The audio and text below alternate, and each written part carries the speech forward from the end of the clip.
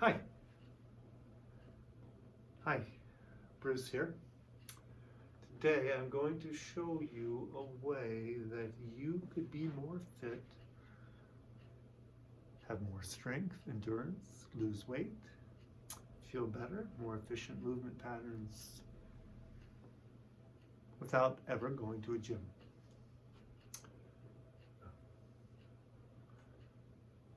Hi, Bruce here.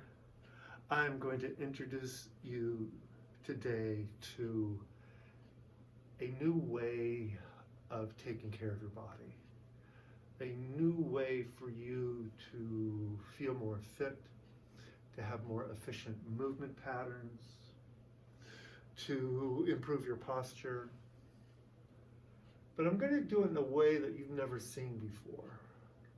Because most of the ways that you've seen before are based on a model of how our body is like a series of pulleys and levers. This is what we were all taught in our fitness education classes. A bicep curl is a pulley lever. There's the fulcrum, there's the lever coming in on itself, and this is what creates the shape. And the more that we do that particular shape, we could add more weight to it, and we can get stronger and build up the mass in our bicep so that we could be a hunkier looking or more fit looking individual, right? Now, the drawback of that is that the body naturally does not hold on and create shapes like this. There's very few animals, I think, in the animal kingdom that, sit around and pose themselves with a bicep curl. So it's a mentalized way of dealing with the body. Because if we just actually ask the body to bring the hand up from the ground on upward to our shoulder, it's going to not squeeze in, it's going to lengthen out. The hand's going to fold in on itself. The shoulder blade's going to spiral down. All sorts of little nuances could happen, and it will never be the same because I'm not always starting just from this one point here, this point in space. My shoulder might be back a little bit, and then it's a different thing because once I do that, my hand begins to spiral a little bit different because all motion is a spiral, not a lever of 90 degrees or whatever degrees you put on it. It's a spiral. And that spiral needs to be connected to the rest of the body, which is also a spiral. So I'm going to show you what that looks like with this little invention of mine, the IKO ball. Now, I did not make up the fact that this is an icosahedron. That was done by Plato.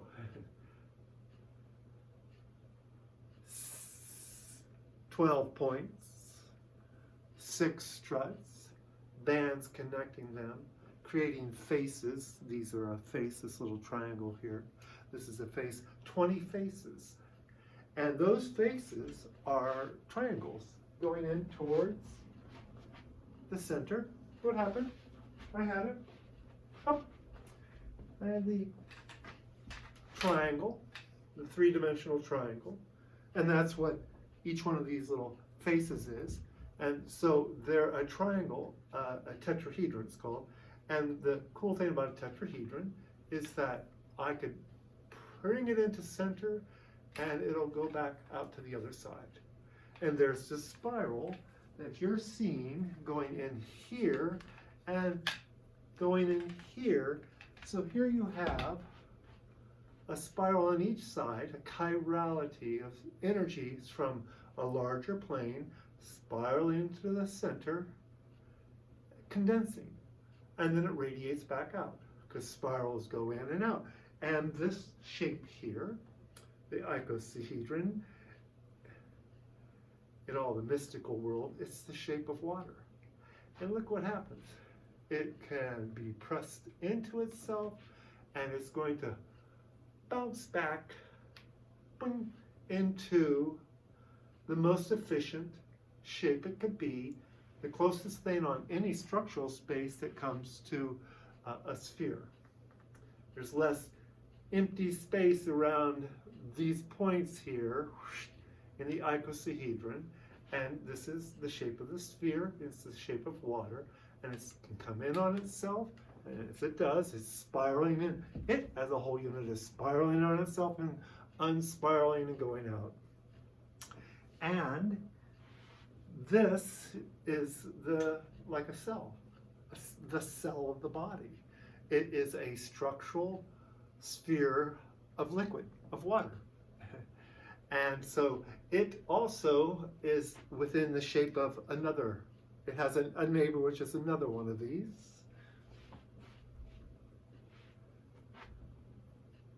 And they're connected, intimately connected. So if anything that moves on this one, out here, anytime I move one of these tips of the strut, everything, all of these are going to move. This one, this one, this one, this one, this one, this one, this one. I move this out, and everything in the IKO is connected by tensions and compressions, and it all does this, and then it comes back. And if I go to another area, it now did this shape and came back. I go over here, and now I do this shape and come back. And all those shapes are expanding out and spiraling, expanding out, condensing and spiraling. And then, of course, we add two together.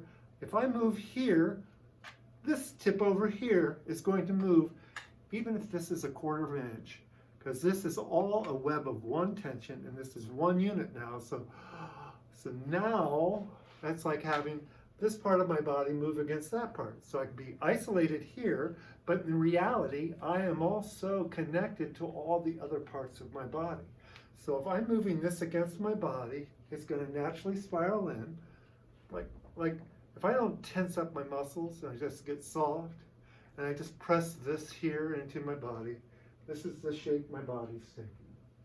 Now I get so far, I can't go any farther without, putting more tension or more pressure in. So that's a choice, which I could do. But if I go to where it wants to, it's finished, its condensation is finished, it's coming in towards center, it's going to radiate out and boom, go out the other way. Now if I add the next one, so now the surface area is much larger, and it comes in to where it's going to find a place that it can't go any farther, and then it's going to open up. And if I were to add another shape like that and bring it in, it's going to, its own tensions and compressions are going to shape me this way until it can't go any farther, and then it's going to unwind itself this way. So you could see how I reshaped my body with a slight bit of constraint, which the constraint itself adds shape, adds a sense of fitness, because in order to do that, my heart rate actually is increasing just a little bit, but that means I'm toning my whole body all around me, because this is happening from head to toe. All over this surface of my skin, it's all having to do some constraint, and inside it's all doing a little bit of pushing and pulling and reshaping. So here we are inside of ourselves. So instead of doing this, where I brace and pull up and add an extra bit of energy, now all the energy is right in here. Now I'm doing this and that, and all the energy now is doing this motion, but it's all over the skin and the surface of my skin. So look how much more pressure I have now that I'm globally aligned, rather than holding in constraint. It's letting it expand out to its edge and condense back in towards its center, moving out to its edge. And all the time it's reshaping me into a natural spiral movement flow. I'm not making little shapes like this and holding on.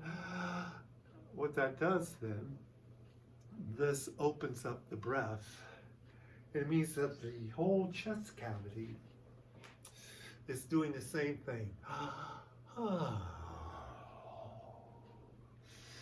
Widening, widening, moving out until it reaches its edge of elasticity, until it can't go out any farther, because if we get out to here, we just can't go any farther. We can't go past the skin, and we can get so tight. If I pull this with an excessive amount of force, I could break it, right? I had a machine over here, and it just took it out. We would break this, but in the meantime, because we're in tensegrity and tension and compression, it's like our skin inside of our body. That's all the farther we can go now, and then it's got to come back in. So here we got, this is like your breath now. You could imagine you're doing this with me. Imagine, see how my fingers are right here, and this is just my knuckle that is creating like the tension in the IKO here against the IKO. But if I just pause and breathe in, you can see this all expanding slightly, and this then becomes like a magnifying glass. Remember, each one of these, if I pull out here, that was a quarter inch there, back there, quarter inch, everywhere, all at all 6 ends of struts.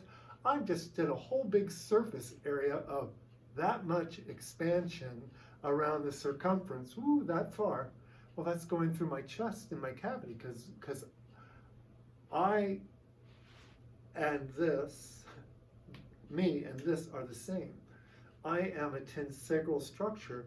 I'm a million zillion cells like this, and we're all doing this together. And as we saw before, we were kind of close packed. We were pressing into each other. So everything, look how much energy is, everything is going out and coming back in.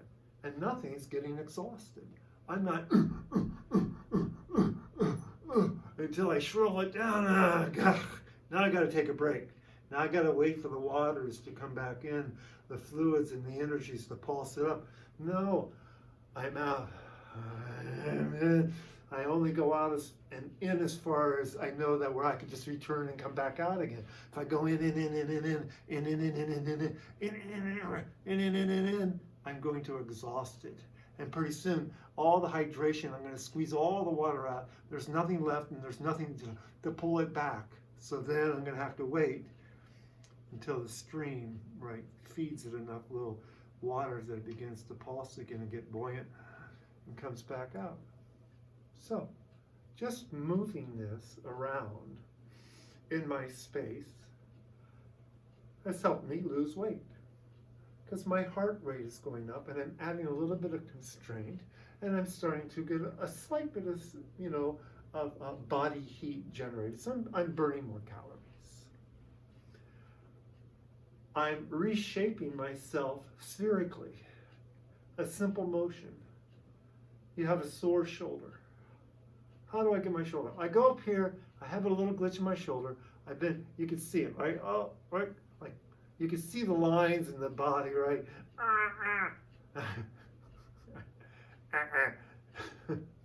I'm exaggerating, but that means if I'm trying to lever this as if this is a joint and a hinge rather than a spiral like this, that's going like that around the body. This line versus this line.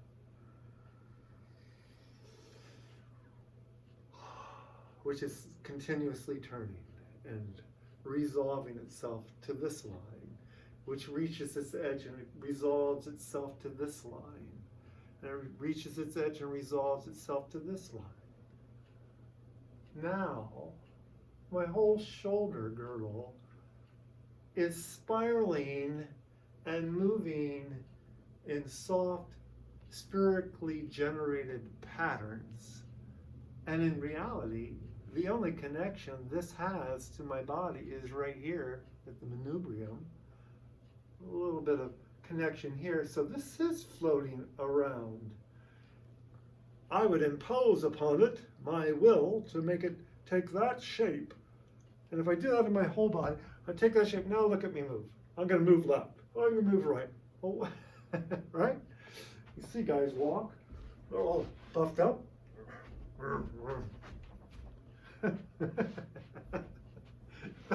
But it is true. You know, if I hold myself and I use my mind and I train my bodies to take on a tensional pattern to build up a shape, the shape may not be a functional, natural, living, spiraling shape. So I'm going to do that. Look at me, wobble, wobble, wobble, wobble, rather than spiral, spiral, rather than a fluidity that moves and keeps adapting itself constantly, constantly. So right now that was the right shape, and right now that was the right shape, but the shape's over, now that's the right shape, and all these are going out to their extent and coming back in naturally, spherically, out and in, and my body gets to move with that. That means these tensional lines are traveling from head to toe. So I could do these traditional shapes in fitness with this and do it spiraling. Let me show you. Oops.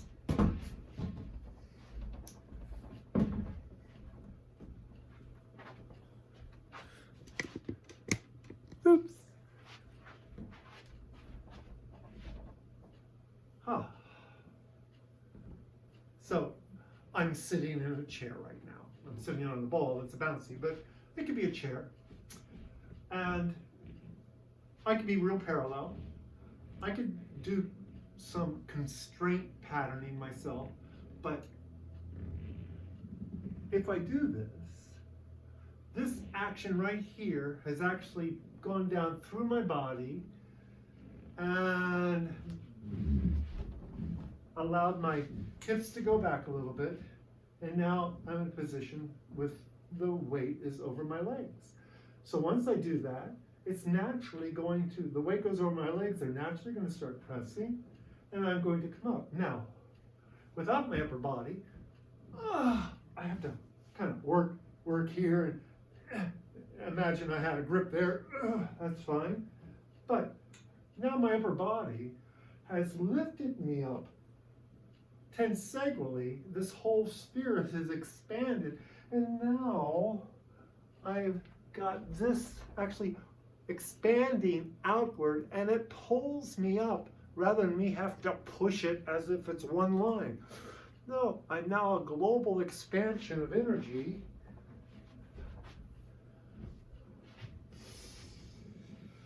And it depends where the forces are, because the next one, if I'm loose enough, it's going to be a little bit different.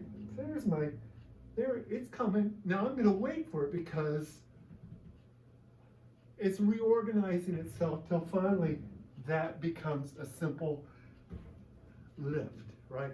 So it's not the same every time when you're thinking of yourself as spherical and global and coming in and expanding out. That rhythm is never the same per se.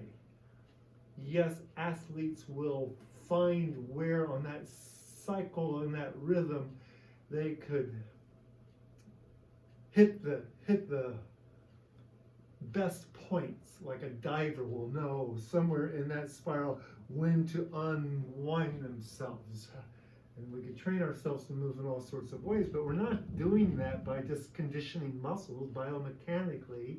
We're doing that as a global body performing itself towards our desire. It lifts you up. Another cool thing. So that's one thing. I've generating a little bit more calories.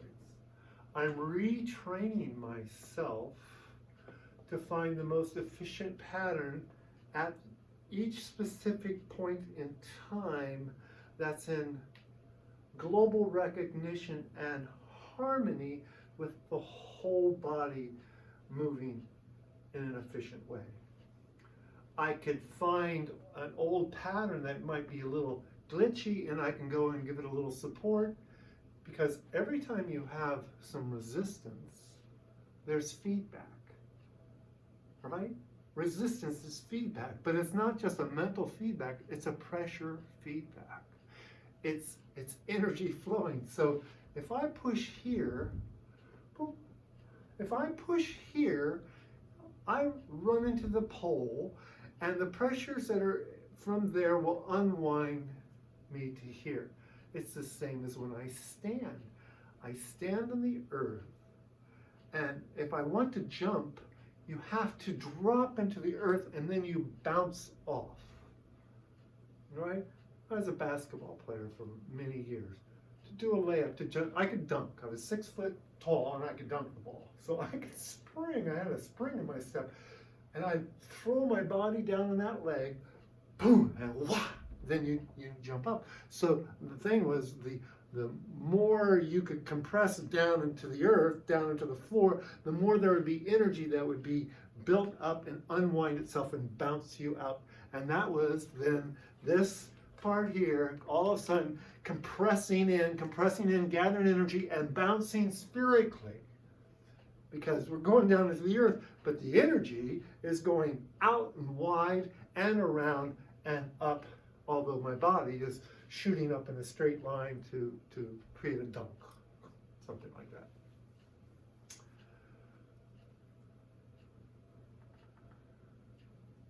The other thing is that when I touch my body, or it could be any point that we consciously touch, and we begin to allow the energy to come back into us and inform us. So feedback, I'm informing myself. Acupressure, acupuncture, certain points in the body are centers of neurological happenings, right? There's certain points where when we press and that pressure goes out into the body, it stimulates different receptors in us. And some places have more receptors, and so they let's say receptors of touch, and then they move into the nervous system and move into the brain, and we begin to educate ourselves from a neurological perspective. But the fascia, which we're stimulating, is a global. It's actually it's the tissue that actually created its nerves, but it has its own responses, not just the ones that go up to the brain and come back down. I want to push out real strong. I had to do that in my own self. I want to push out strong, and I could perfect this, and I could do that, and I could bicep curl it until I get a bigger, meatier bicep. Versus, if something happens, if there was a loud sound, I would make a movement to protect myself. I wouldn't think of it. I wouldn't think about it. My body's intelligence has its own way to get there that has nothing to do with me. Nothing to do with my direct influence of that moment.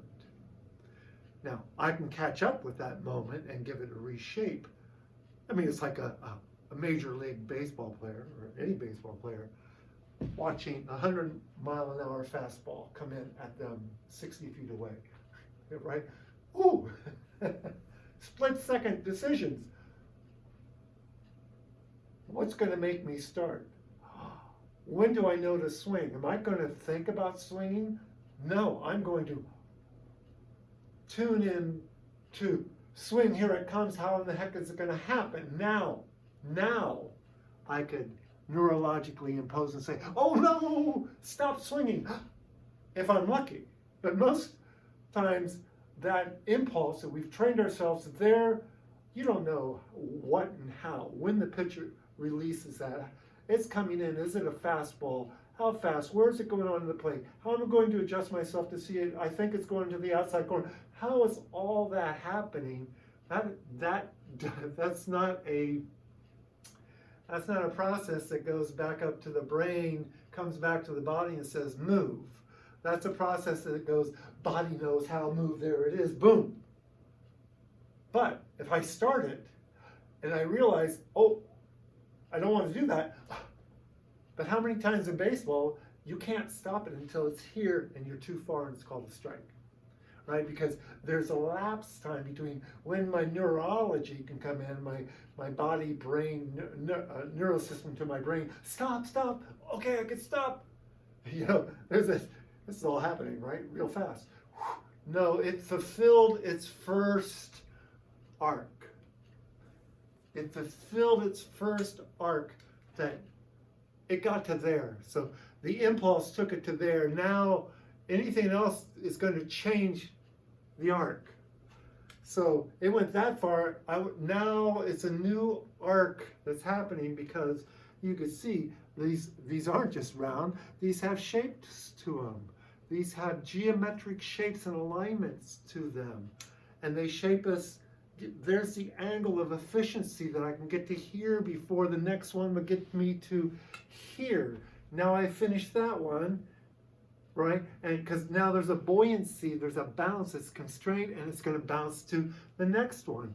And there's the next one. And then, so if I break down this movement from here to here, if I do a swing, it's actually got all these angles to it. Watch. One, here it's going to slightly turn, there it's going to turn, there it's going to turn.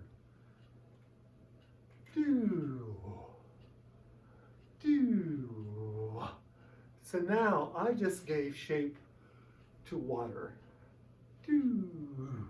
And each time I'm reading the pressures of how much pressure to here, and pressure from here to here that goes, that condenses and comes in on itself and then expands and radiates back to its limit there of this shape because of the way my hands are on it. Now, when you move with this, you don't have to have the intellectual process. But if I'm sensitive, and how far does that go without me doing anything extra? So in this case, it went that far. Now it's going this far, and my weight is shifted, and I'm going that far on that arc, because this is now an arc on the edge of a great big circle. But I got that far, and now it's turning. But because it's touching my hand and so forth, this is all the farther it can go. So I went this far, and then now it's another shape. And so I'm learning to ride the shapes. And I could direct that with my mind by saying, go to the right. When you get to the edge of the right, ride the rebound and go to the left. And go to the left as far as you could possibly go with shifting the weight of your body until your weight has totally gone over to the left foot. And you know that because you could lift the right foot off the ground. So there was my instruction. Take it back to the right. Go all the way to the right as far as you can. Shift your weight until you can't go any farther, because you'll know, because you could lift your left foot off the ground and still have balance. Because now the whole web of the field, this big, has been activated at this measure of distance and support, and now I have the whole web of that to help me, and there I have my balance. And if I do it with a bigger IKO, the bigger strut, now the web is on these proportions rather than these proportions, right? So that the forces of this geometry, this 1 foot A minor IKO, is this big, and it's a very personal space. It's right here. This is where you drive your car from. We're driving our car. I'm driving an A minor IKO, all right? This is the space around me and into me that I move from in this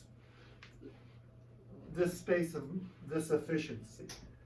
That's what helped me move up and down and around myself. I'm always here.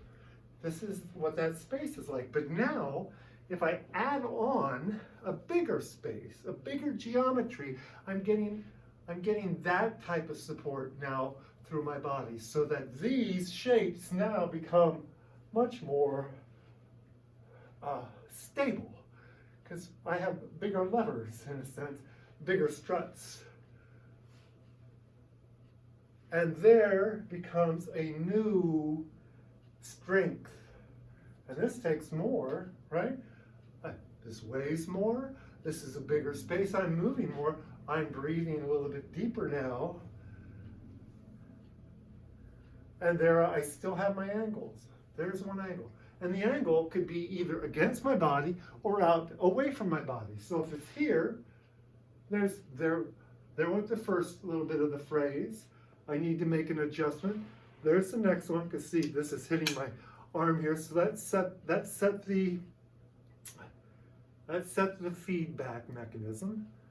And then the next. And I don't know where they're always going to go. So all of a sudden my body is adapting or flowing through a new wave that it normally had not moved through. And you know what? It's mostly good. If I have distorted the momentum, or distorted the way I'm looking at it, or distorting it with adding strength, then it's not the same. But if I'm letting this just move me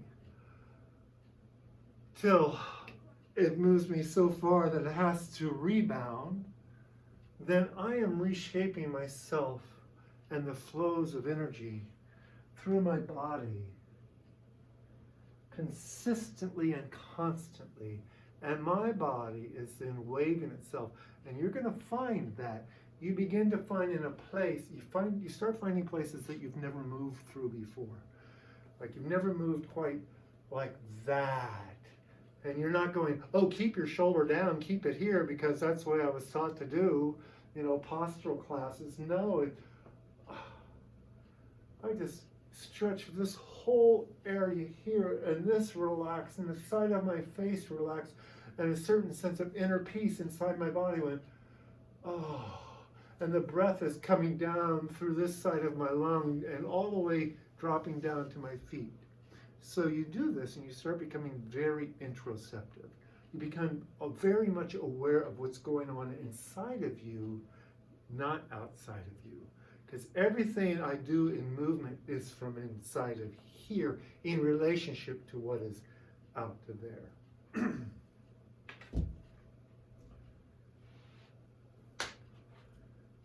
And so I could touch certain, call them power points, influential points. You can call them there's a whole history of points in civilization, right? Think of acupuncture, acupressure, all these points along the body.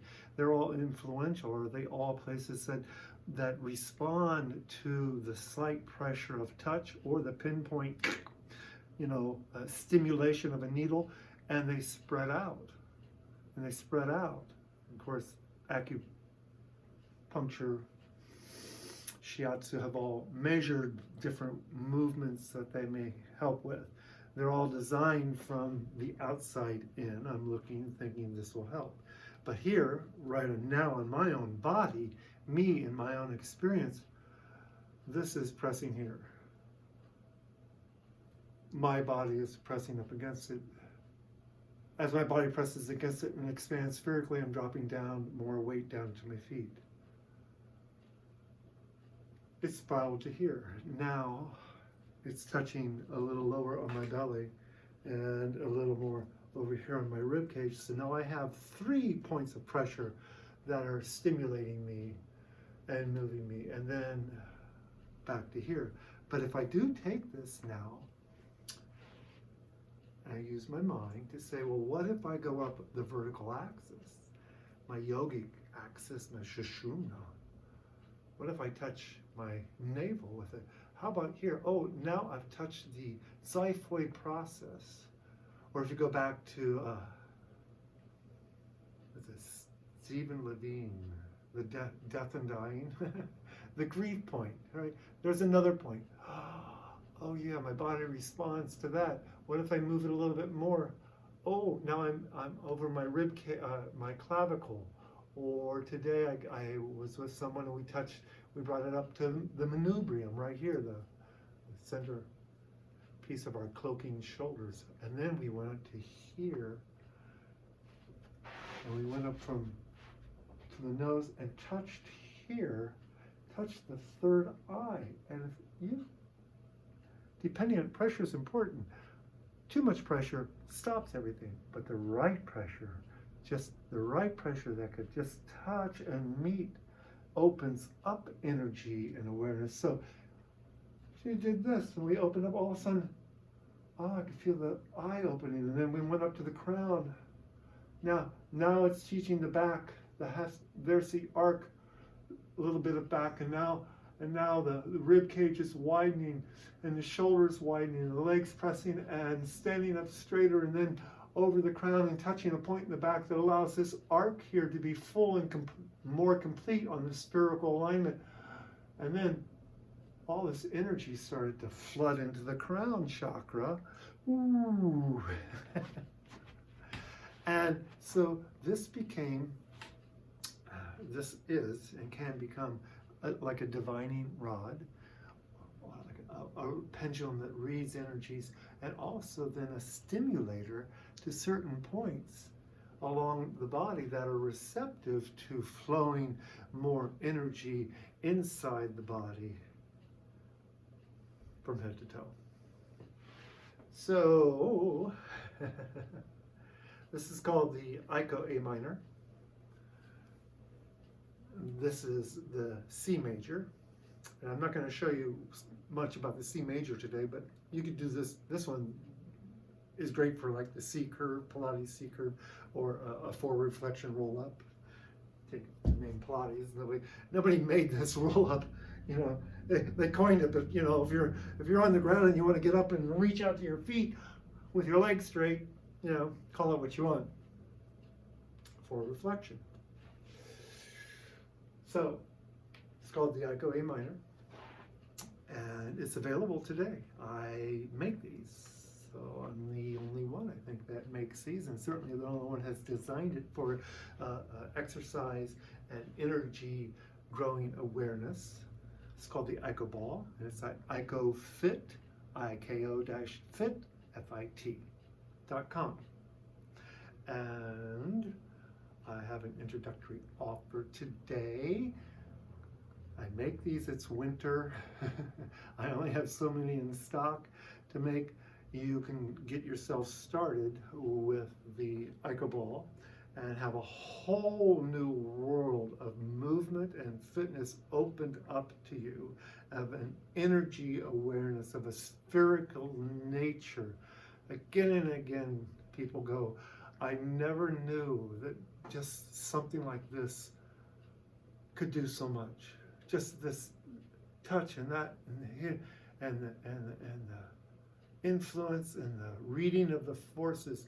And so along with this, buying this, you could just get it on your own, but there's also offer to explore a little bit more deeply what this fascial toning fitness is all about. So if you go to the website, it'll lead you to this, where we'll get a deeper description, and then it'll lead you to a chance to actually train with me one-on-one, because here's where it really gets interesting. You don't know where it's going to go. I could see where it wants to go. I've done this for years. I'm reading, helping you read the energy. And then when it's Heisenberg here, when the observer comes in and we observe it from this point of view, suddenly a whole new world could open up. Happens all the time. And then the guide, in this case me, Elizabeth, my wife, do this too, can help you navigate where that can go next, to open up more of yourself to be your full spherical nature, where the energies are pulsing in a deeper coherency, where all of these are singing happily together rather than maybe scrunched up on each other. They may be, now they're all happy and bouncing, and your energy expands and your awareness expands. So both physiologically, you have that expansion, and then with the energy field, it also takes on that coherency and responds and opens up the energy field and the physical body to a broader, more coherent dimension. IKO-Fit.com, IKO Intro, all together. IKO-INTRO, IKO Intro, and get started. And if you do, you should really, really sign up and get some deeply discounted sessions with myself. Okay? So there's my first offer of putting this out into the world in this way on the internet, not just talking to friends or having people come to the studio and seeing what we're doing. So I wish you well, and I look forward to meeting you.